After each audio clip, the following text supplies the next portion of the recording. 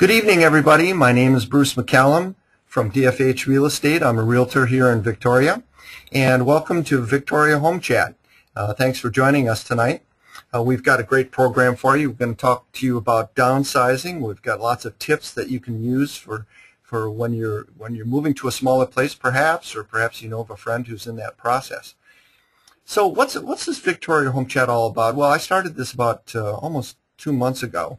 And I wanted to create a way for homeowners, home buyers, and home sellers to gather up information that can be useful for them in one place. I know that the internet is a big place. You can Google lots of things, but hopefully Victoria Home Chat will bring you the information you need when you need it.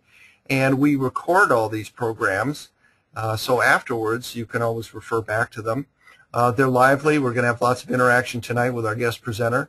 We have live Q&A, so you bring your questions, and maybe we'll hold them till the end. And this is a weekly series. We broadcast these webinars every Thursday at 8 p.m. So tonight, like I said, the topic is downsizing. And during the, I do a little housekeeping here before I get started. I'm jumping on myself here.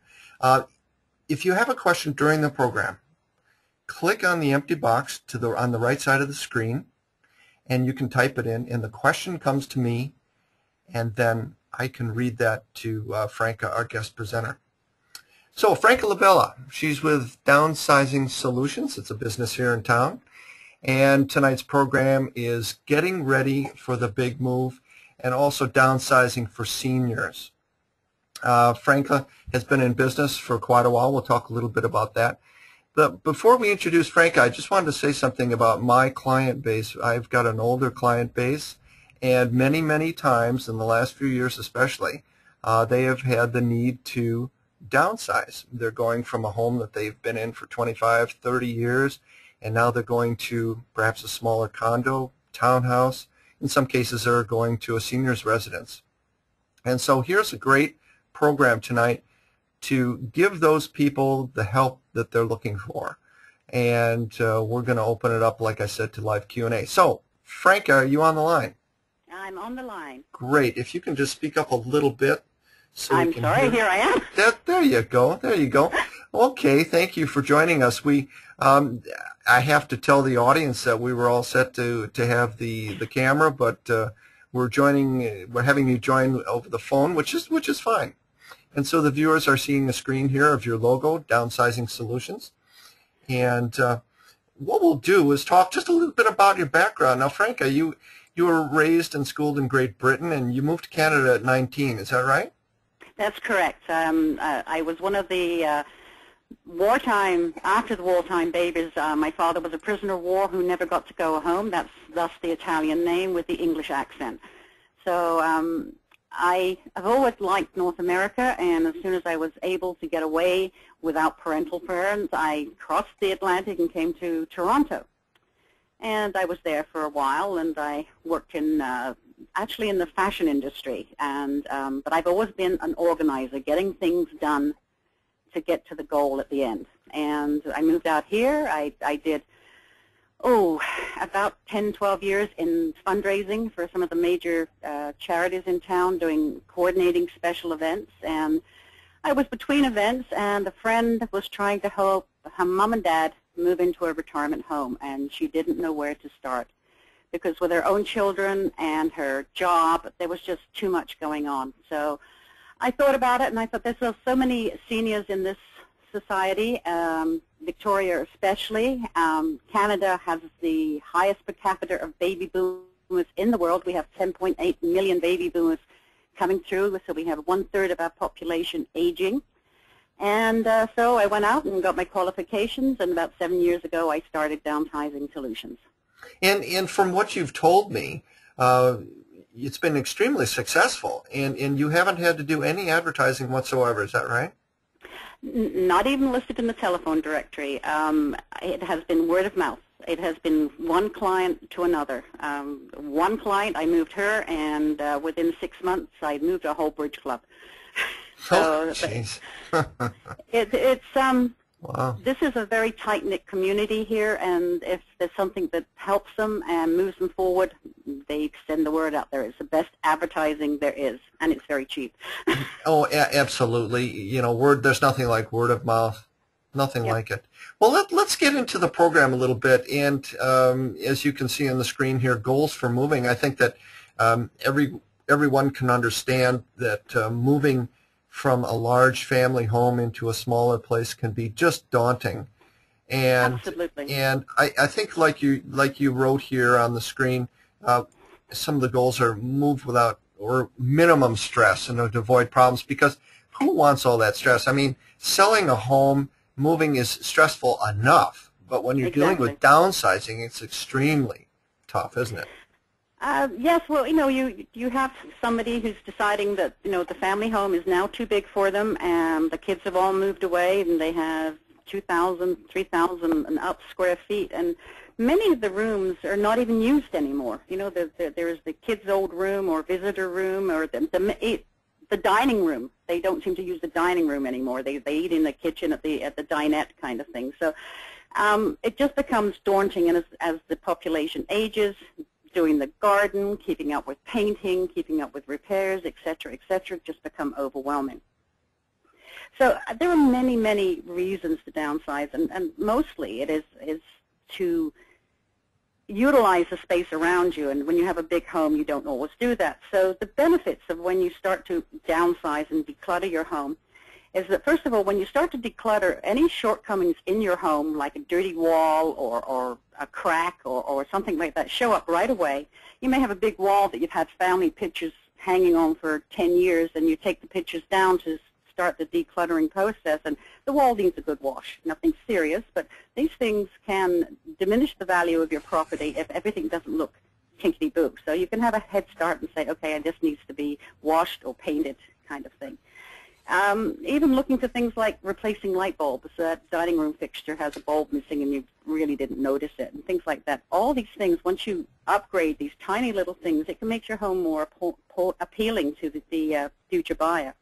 Yeah, absolutely. Excuse me for jumping in, but I was just going through that process this week, and it's made a tremendous difference. I just have a listing up here in the Gordon Head area, and just removing the items and saving those best or most favorite things have really increased the value or the perception for the buyer.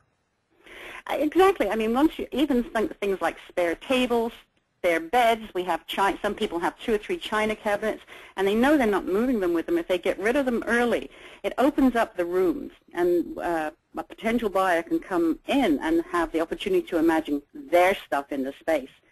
And an uncluttered home usually sells for more dollars, and that's an advantage to you. Okay. Now I'm moving on here to the next slide here.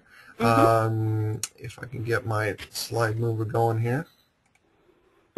Get rid of as much stuff as possible. Talk to us about that. Well, my biggest tip to people who have the family home is the first thing you do is phone the kids and tell them to get their stuff. You'll be surprised how much stuff is left behind children as they age that they're planning to pick up when they get settled. I'll give you an example. I had one case of a 90-year-old lady, and her son still had his favorite toys left with his mom that he planned to give to his children. Well, actually, the toys went to his grandchildren. So you can see, we tend to forget about it. This is great. This train was a train set was one of the things, and it was great, and he wanted his kids to have it. Well, his children never saw it. It actually went to his grandchildren. So the best thing to do is start with the areas you don't use. That's the less disruptive to your life. You have maybe a bedroom that you don't use at all, or as I have in my house, a junk room where all the boxes and everything gets stored. Start there.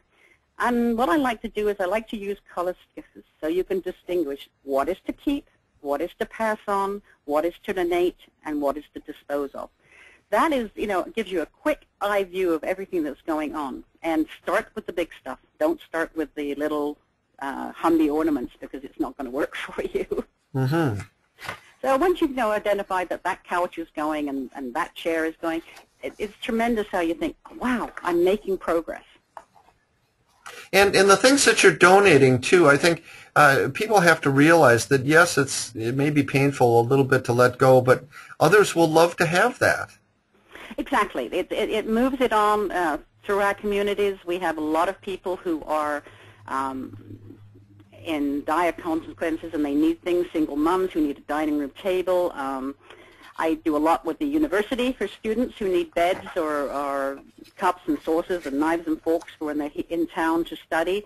And so your stuff is not being wasted. It's not going to the landfill. It's going to help somebody else's life. Mm-hmm. Well, that's all really great advice. Yeah. Now, moving on to the next slide here. It's never too early to start. And, so many times we hear about this 80-20 rule, and it applies here as well. We only use about 20% of the stuff frequently. Is that right? Absolutely, absolutely. We tend to have favorite things.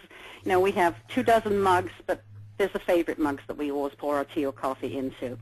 And they also have in it the sometimes stuff we use sometimes, and it's stuff we've purchased for a special event, for a Christmas party. I'll give you one example. I had one lady who had gathered a large number of champagne flutes, 40 to be precise, because she'd hosted a large New Year's Eve party. Well, the champagne glasses proudly sported a logo saying, "Welcome 2000." So they were sitting in a cupboard, and she was not using them anymore. And so we try to move them on. And what you need to do is find that 20%, the stuff you use all the time, and that is what you surround yourself with, because that is the stuff you love and use. As I said, you start with the bigger items. You don't use that bed. You don't sleep in that bed. Can somebody have it? Can it be passed to a member of your family? The rationale is, where will it do most good? I don't need it in my space. Yes, absolutely. And, let's talk a little bit about collections. I know a lot of people collect things. I collect old cameras. My wife loves to collect cookbooks because she's a great cook. Talk just a little bit about what you've done with collections. I know you've done or have had some interesting stories. Well, myself, I'm a reader, and I read approximately 60 books a month, and it got out of hand the number of books I had. I was praying for the Times Colonist book sale every year. So I've gone to an e-reader. So I try to encourage my clients to look at that. You still have the books, but it's in one little container. Stamp collections. Some people have stamp collections. They also have a great deal of duplicates that they use to trade, etc. And there are schools now where children are beginning to interest themselves in stamp collecting. After a long kind of hiatus in the norm, there's a great number of schools that are starting stamp clubs. So pass them on. CDs and DVDs, well, let's say the VHS tapes are no longer used. Get it transferred to DVD if you want to keep it. Jigsaws and puzzles, give them to play schools. You'll often find that jigsaw puzzles have pieces missing, so they're really no good to anybody. Again, crafts, wool, threads, etc. What you don't want, the extra ball of wall that you kept from Uncle John's sweater, pass it on to a play school. The kids can do wonderful things with art classes with different colored walls. Good idea. Good idea. Photograph albums, one of the things I did for a client who had 36 very large photograph albums. We had them all transferred to digital, to little SD cards, and we bought her a nice electronic frame, and she would change the SD card depending on the mood she was on, to see vacations, to see family pictures, to whatever. So that way she did not have the huge, huge capacity of all these photographs around her, but she had the memories still there. And then the actual photographs were passed on to the children. And we made sure they were all labeled and checked through. The big thing are slides. People used to have slides. And I think, unfortunately, you'll find a lot of them have faded out. So we keep them in those lovely little packets, and then you hold them to the light, and there's nothing on them anymore. So you need to really see what you're holding on to. Yeah, it's amazing. I'm in my previous life I was a photographer, and I've got lots and lots of pictures. And what I'm doing now is I'm transferring to digital, and you can take those digital images and you can put literally thousands of them on these little SD things, yeah. Yeah, the little memory sticks. Yeah. And actually, you could copy those and have one for each member of the family. It's such a much better way of storing things. Absolutely. Absolutely. Yes. So the famous clothes closet. I mean, and how many things can get lost in there that you haven't seen? It's like an archaeological dig. I think that it really is. I was working on moving a lady yesterday, and this is a 90-year-old lady who had wonderful 5.5-inch stilettos. And I said, you know, you're really not going to wear those. And she said, but they were very comfortable. I said, I don't think they'll be comfortable now. So you really have to sort it out. You look through your clothes. You know, ladies, we tend to put on weight as we get older, and we keep this dress or skirt or pair of pants because, oh, I'm going to lose that extra 10 pounds and get back into them. Well, if we haven't worn it for a year, sorry, I don't think you are going to get back into it. So pass it on and have somebody else enjoy it. A little aside for me, I had a lady in her late 70s who had an awful lot of clothing that she'd purchased 50 years ago. And she said, I think I should get rid of it. I then noticed that she had a very charming granddaughter who was into the hippest things. And we went through the clothing with the granddaughter, and she was so surprised to find out that Granny was a flower child of the 60s. Oh, my God. And she had all this fabulous retro clothing, and she was just so thrilled because she had the real thing. That's right, exactly. And, you know, movie sets, theater groups, they're always looking for, quote, period clothing. And let's face it, stuff that's 30, 40 years old is period now. And it seems most homes I go into, the ladies own a fur coat or two, which tend to be not used here. A lot of people have come from the East because they want Victoria's nice weather, and they bring their mink coats and their sable coats and everything else, and they never wear them, and they sit in cupboards. And unfortunately, there is no place to sell them now. They're not in or fashionable or politically correct anymore. So we have to find homes. Again, I use theater groups. Sometimes I find a movie that's shooting on location in town, and we take them there and they use them. Mm-hmm. Also, a couple of the charities have ladies who make the most wonderful mink teddy bears, etc., which they sell, and the money is then deposited to the charity. Now, tell us a story about the emptying purses and things like that. Oh, well, yeah. Well, that's another thing. Again, always check when you're going through your goods, the purses. We have, and lapels and pockets of jackets. One lady, I was checking the jacket, and she said, oh, just throw that out, just throw that out. It was the most beautiful diamond and ruby pin on the jacket. And she hadn't even noticed it had been there since she got the jacket, and ruby pin was sitting there. So we take it, you know, that's another thing we find. In handbags, obviously the major thing we find is tissues, but the little zipper pocket where we're supposed to put our safety things, we find money all the time, as much as $700 in a purse that was thrown in a bag for recycle. Oh, my gosh. Wow. And the lady had forgot about it, and there was the money sitting there. Mm-hmm. Wow. So there's always a way. There certainly is. Now, moving on to the kitchen, I know my wife being a cook, she's got lots of duplicates. Mm-hmm. And I'm always trying to sneak those into the recycling until she catches me, and then she wants to keep it again. Well, if you are moving, we do tend to have duplicates. You know, we have two lemon reamers or two Cuisinarts, and we like one more than the other. And the thing is, take the ones you really like, and as you're moving, pack those up, because those are the ones you want to have with you in your new home. And use the duplicates until you're ready to move, and then sell them or donate them or give them to family, whatever. And really, you have to make up your mind. Are you going to go continuing to cook? As we get older, we tend to step back from that. If you're going into an independent living facility, you only need very few kitchen items because all you do is make toast for breakfast. Everybody else cooks for you at these places. So, you know, are you going to be making the jams and the jellies? Are you going to be making the cookies for Christmas? Sometimes it's not going to happen anymore. You're the one that gets invited instead of being the one that has to be the host. So just cut it back, and less time cooking is more time for you. Exactly, and at this time in our lives, I mean, it's more about us, isn't it? I mean, it's time to relax and do the things you really want to do, and don't be held back by some of the things that you've collected in the past. Exactly, yes. Yeah.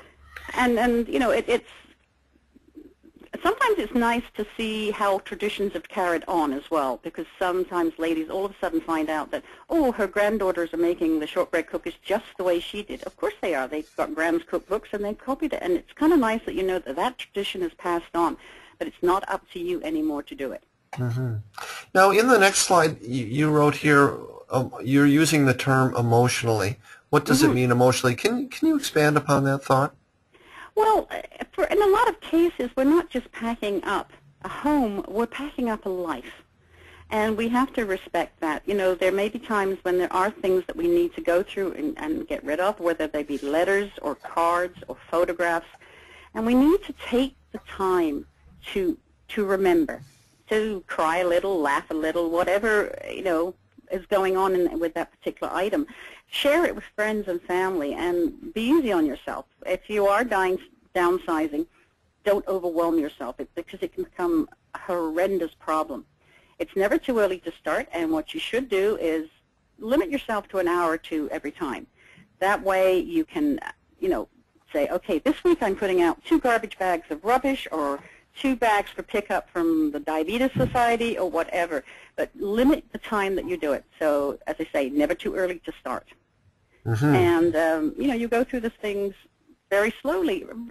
Recall the memories. You know, if you have a special dress that you're going through that closet and that you wore it to a party and it was a very important party, share those memories with children, grandchildren, because those are the family history that kind of stay with you. And, that's right. You know, when you, I'm sorry, go ahead. No, and you know, it is a task, and I like to equate it with, you know, when fall comes, all those leaves we have in the garden, you know, we don't go out there and attack them all at once. We take a pile at a time, an area at a time, and that's why we have to look at this downsizing. We take an area at a time, make the pile, and get rid of it kind of thing. We can't do it all at once. And it's an important part of the transition in later life is allowing your time to remember, to grieve your losses, rejoice in your triumphs, and don't rush yourself. And as you say here on the slide, the last line there, simplify your life. Exactly. There's some tips here that I thought might be helpful for the viewers. And one of the things that I use all the time in my business is a floor plan. Yes. It works wonderfully for buyers. They get to see the home even before they visit it. But also, it's a great tool. I think you've used it to help plan what to move. Oh, absolutely. Using a floor plan is absolutely invaluable. And if you're going into a condo or into an independent living facility, little tricks can help you get an accurate floor plan. Make sure it's good measurements, because 6 inches out on a wall can really make a difference if the pieces of furniture will fit. One of the tricks I like to do is if I get to go into the new residence, is I measure the bars of the closet, and then I go home and tape the bars in their closets to say, okay, this is how much space you have now, not that much kind of thing. So they can have a visual idea of how much time they have. When you have the floor plan, you know that it's so much easier to then start to picture your stuff in these places and how you can make it enjoyable for you. Don't overcrowd your new living facilities. As we get older, we all tend to have mobility problems, so we don't want a lot of things on top of each other. If possible, have your family join in, but after the initial decision, you have to make your own decision. I find a lot of seniors feel like they're being rushed into something, and it's better if they make their own decisions. Okay. And on the next slide, you're talking with something about proper moving boxes. I know it's common for everybody to kind of just grab whatever they can find, whether it's liquor boxes or not, but I've found it much easier to get uniform-sized boxes of some kind. Well, you know, liquor boxes have their place. They're great for books because you do not want to make the boxes too heavy. You go to a 4-cube and put a lot of books in there, and that's a lot of weight. And sometimes movers are great with the big boxes, but you have to be careful yourself if you're moving stuff around. So use the smaller boxes. Use the liquor boxes for the books because it has an awful lot of weight. But you're right. You do not want a box that's going to collapse on you. You know, make sure, you know, a box that had cereal in, bulk cereal, it does not have the tensile strength to take your china. You have to make sure it's a good carded. And, you know, even some of the places like Use Victoria, etc., you can go online and people have moving boxes that they don't need anymore, and you can buy them at a very reasonable price. When you're preparing to pack up, just be prepared. Make sure you have paper to make a list of what goes into each box. What I like to do is list, put a box on the number, and then put the number on the list as well. So you can think that in box number 1, 2, 3, that's what is inside. So if you're not opening everything at once, you know where you can find the things you're looking for. Don't run out of tape, and have a good tape gun to close everything up. Nothing so frustrating for movers than having boxes that are not sealed up properly. Now, why shouldn't you use newspaper? Well, do you want to wash everything when you get the other end? Oh, the ink. Yes. Oh. What it does is it does come off. And so if you're using newspaper, old newspaper, you're guaranteeing when you get the other end with all your crockery and glasses, you're going to have to wash them all. If you use blank newsprint, which is quite inexpensive for like a 75-pound bundle, it's, you know, like $14 or something like that. It's all clean. It's brand new. You haven't got to wash everything when you get to the other end. And I guess the last thing on this slide, the big thing, is have a separate suitcase with your personal items. Keep your medication, your checkbooks, your credit cards, a change of underwear, and personal hygiene, because there are things you're never going to find if it goes in a box somewhere. So, you know, it's little tips to try and make the end result a lot happier for you. But as I say, using clean, unprinted blank newsprint and tissue paper instead of the Times column is going to save you heartache at the other end. Now we're kind of wrapping up here. Now, obviously, there's the easy way, right? Of course. Well, you use somebody like myself who can come into your life and sort it out for you. A good downsizer, declutterer will help you make responsible choices, will explain why you don't need things. I'll give you an example. Had a lady moving into an independent living facility where all 3 meals were provided. She had a very, very, very small little kitchen area, kitchenette with just a microwave and toaster. My idea was if they wanted to stay in their rooms and have toast and tea for breakfast, they could make it themselves. She insisted on taking her salad spinner, and we could not understand the rationale behind it. And when I said to her, why do you need it? She said, well, if I want to make salad. And I said, but you have lunch and dinner and breakfast supplied. And she said, oh, yeah, I didn't think of it like that. It's a huge transition that all of a sudden they haven't got to cook. So having a independent person outside of the family, because that's the other thing, when it's just family helping, there are emotions on both sides. Mom and Dad are kind of think, well, they're telling me what to do, and I've lived my life, etc. And the kids are, how can we help Mom? And they don't need this. We need to get rid of that. But they kind of overlook some of the memories that are attached to great-great-grandmother's tea service or something like that. So have an independent. Always get references from people they've moved so you can see how the clientele feel about them. But work with them. And as I say, always get references from past clients, and it should go a lot smoother for you. I think my best case scenario is I had one client who went away for a week, and I emptied their house and set them up in their new condo, and they were happy. Well, one thing that I'm hearing from you is much more than just a person coming in and eliminating some duplicate things. I think you're like a coach, and you're part of the team.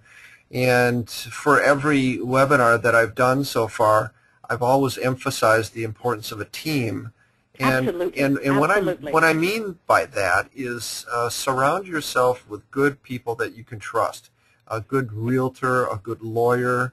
Absolutely, yes. A good downsizing and they should work in person. harmony together. They should That's work. right. So someone like myself who is downsizing the home and maybe helping getting a stage at the other end, or if walls need painting, or chimneys need sweeping, or carpets need cleaning, working with a real estate agent that you know and trust, who will say, Franco, we need to do this, can give you guidance, and you can talk to the client and say, this is why you need to do this. And it's working together, especially for some older seniors when they're selling their homes.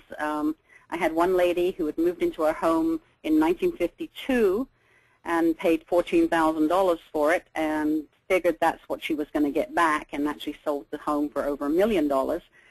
Find yourself a good financial person and make sure that the money is invested wisely for them in a good, secure location.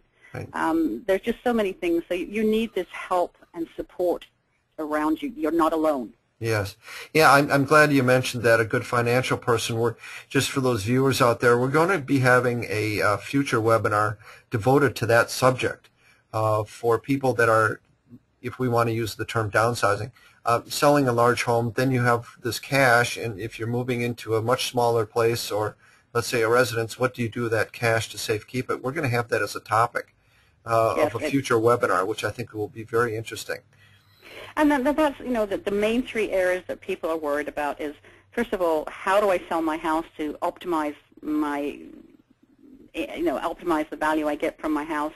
How do I invest that money so I know it's safe and will supply me with an income for as long as I need? And then what do I do with my stuff? So they're the kind of three stages and the major questions that kind of hold people back because they don't know the answers to that. Right. Well, we've had a few questions come in as we've been going through this webinar, and I think they're really good. We have just a few minutes to do this. But one of the first questions is coming in from a viewer, and they're saying, my older parents have valuable collections. Can you help get those sold? Do you know prices and how to sell them? Yeah, the best thing to do is if I don't know the prices of items or know what the market is doing right now, I will bring in a professional to do it. I'll give you an example. I had one lady who had a little cup and saucer set that she said, oh, put it into the garage sale for $5,000, for $500, for $5, I'm sorry. And I had concerns. It had no marks on it, but I wasn't sure. So I got hold of actually Colin Ritchie, who works on the Canadian version of Antiques Roadshow, and paid him $100 to come and look at it. And we actually ended up getting $12,800 for it. Good. So, don't just immediately assume that something is not worth something or something is worth something. There are a lot of things out there that people have collected through the years, but unfortunately they have gone out of favor, and there is not a great deal of value. One of the things I can mention right now is Hummel figures. They're still selling them at $200 or $300 a time, and you can pick them up now for 95 cents. So it's having somebody who can guide you so you're not shocked at the end of it. Yeah. Okay. One other question we've got time for that came in, and it says here, my parents are concerned about letting strangers in to do some of this work. Are there certain references that you can provide? Exactly. So I say always talk to previous clients. What I try to do is if I'm dealing with a doctor or a lawyer, I try to match them up somebody from the same profession so they can talk on the same level. And ask them for as many references as you wish so you can actually talk to former clients. That's your best insurance that somebody's looking after you. And talk to the person themselves. Meet them one-on-one and see how you feel about them. Sometimes there's just a chemical collection that just doesn't work. But get the references, find the person that's good for you, talk to them, and then let your parents make the decision. And then I have a question myself. Now, every home is different. How long does it take? Let's say we're dealing with a fairly good home, let's say 2,500 square feet. Does it take like half a day? Does it take a couple days? Or is it so, it just varies, doesn't it? It does. It depends on how the client has lived. I've had clients who we've done everything in 16 hours altogether, and I never do it more than 2 hours at a time because it's overwhelming for them. I've had clients where it's been 40 hours because one example was a gentleman, we opened a broom closet and it was floor-to-ceiling brown paper bags, and we had to kind of pull out all this minutia to find out what was behind it, kind of thing. So it's really a case, work with your downsizer, let them have a tour, and they can give you a good idea of what's coming up. Yeah. Okay. Yeah. So there's no answer to that. But I think it's definitely going to take more than a day because we have to split it up into little bite-sized chunks. Absolutely, and I've had one client where I started in the February. She didn't move to the November, and the first little while I just came once a week for an hour or so and sorted out things like aluminum foil pans. You know, you have a pie, we buy a pie, there's a foil pan. A lot of ladies tend to save these up, or Chinese food containers and something like that, to just get rid of the garbage, if nothing else, kind of thing, to start them on the road that you can have the house ready for sale. Well, that's great. Well, that's all the time we've got for questions, Franca. Listen, I just want to thank you so much for joining us tonight. You're more than welcome. I really appreciate it. I think the viewers have learned a lot, and if they have questions, you don't mind if they call you. And Absolutely your not. phone number, we've got it up on the screen here, 250-658-2029, and it's Franca Labella of Downsizing Solutions. So again, Franca, thank you so much. You're more than welcome. Appreciate and it. if anybody has questions, just let me know, and I'll be glad to help them. Great. Okay, thank you. Thank you. Okay, folks, thanks very much for joining us tonight. I enjoyed speaking with Franca and learned a lot of nice tips that I can pass on, and I'm going to pass these on to some of my older clients as well that are thinking of downsizing. I think the recording that we'll have will be very handy. The next webinar is June 6th, 8 o'clock. We'll have Ian Scott. Ian worked with the City of Victoria in the Planning and Zoning Department. And the reason I picked this topic is because sometimes buyers, when they're looking at homes, they're wondering if they can add on. For example, add on a wing or add on a deck. Lots of different things. Can I reno this? Will the bylaws allow that? How do I do a legal suite? And so I think we're going to have a lot of good information coming from Ian. Check it out before you build is the title of the program. Again, June 6th at 8 o'clock. And if you have any further questions, you can always go to victoriahomechat.com. And once again, for tonight, thank you to Franca Labella, and we'll have recordings of the program in a few days. So this is Bruce McCallum. Thank you for joining us, and this is Victoria Home Chat.